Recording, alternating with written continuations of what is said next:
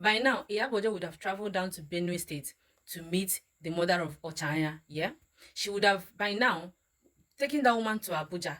She would have by now be speaking to that woman. She would have by now written petition. She would have by now made the police invite the said people that committed this crime against Ochanya. She would have by now arrested one or two.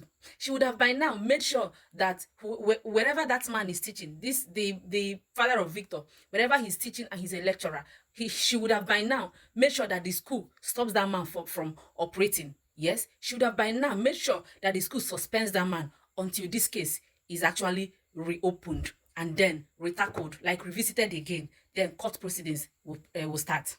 She would have by now done a lot of things in this case. She would have by now like put a lot of things online. She would have by now be carrying the public along, telling the public this is where we are, this is where we are. She would have by now used her money immediately use that money to write the petition, do the necessary things. She would have by now like made sure that this case is on a national TV, like in fact, I don't even know what, but we all know what she would have done by now if she was involved in this case. But guess what? We silenced her. Guess what? We bullied her out of this space. We bullied her. We taught her that fighting for the public is a crime. We made it look like she committed a crime. She would have by now abandoned her grandchild and then be running the streets of Lagos, from Lagos to Abuja, Abuja to Benue. She would have by now conducted, or maybe, there's no, by now, police would have said one or two. By now, police, that she would have, if she was involved, by now, police would have told us, we have invited so people. This is what they've said. If she was involved, by now, police would have told us, we have seen Victor or we did not see Victor.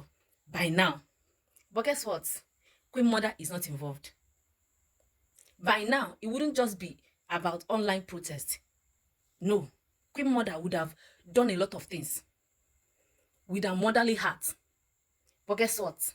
We made her realize that it is not worth it, because the people she fought for, or she kept fighting for all this while, we turned against her.